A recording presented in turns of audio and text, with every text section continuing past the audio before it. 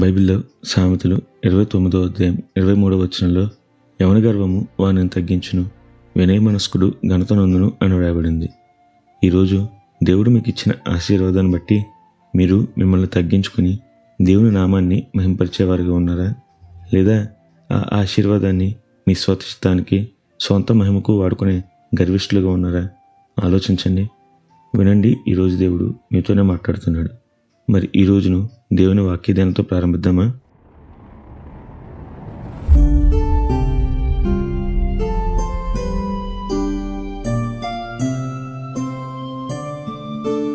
మనందరికీ బైబిల్లో నిమ్రోదు గురించి బాగా తెలుసు.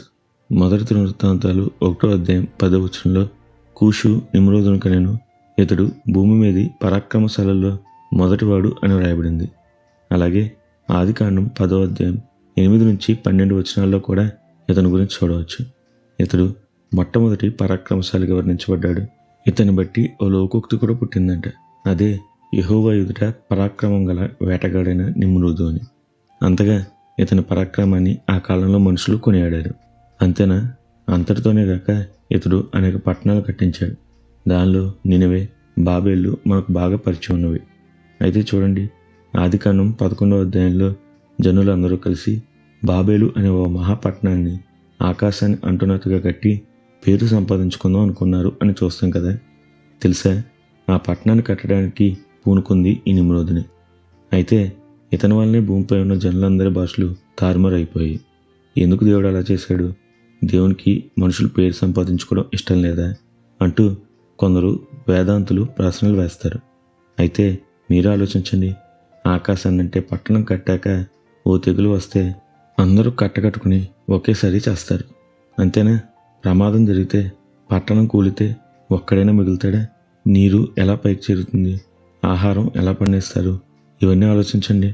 నోవాహు సమయంలో నోవాహు అతని కుటుంబం తప్పించబడింది.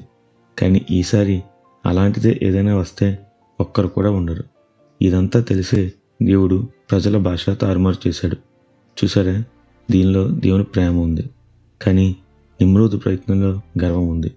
అందుకే అతని గర్వం అతన్ని ప్రజల జ్ఞాపకాల్లో లేకుండా చేసింది. మొత్తం బైబిల్లో ఈ పరాక్రమవంతుని పేరు 4 సార్లు మాత్రమే కనిపిస్తుంది. కానీ దేవుని నా మహిమార్థం ఓడకట్టిన నోవాహును చూడండి. దేవుడు ఎంత ఆశీర్వదించాడు. నేటికి మనందరికీ మూలపుత్రునిగా అతను లేడా? అందుకే దేవుడు మీకు ఇచ్చిన ఆశీర్వాదాన్ని మీ కొరకే వాడితే, గర్వపడితే ఆయన మిమ్మల్ని తగ్గిస్తాడు. అదే దేవుని కొరకు, ఆయన మహిమ కొరకు వాడితే ఆయన మిమ్మల్ని ఆశీర్వదించి మిమ్మల్ని ఇతరులకు ఆశీర్వాదకరంగా మార్చుతాడు. అట్టి గొప్ప ధన్యత దేవుడు మనందరికీ దయచేయునుగాక. నిత్యం ఘనత, మహిమ, ప్రభావములు యేసుక్రీస్తు నామమునకే కలుగునుగాక. ఆమెన్. హల్లెలూయా.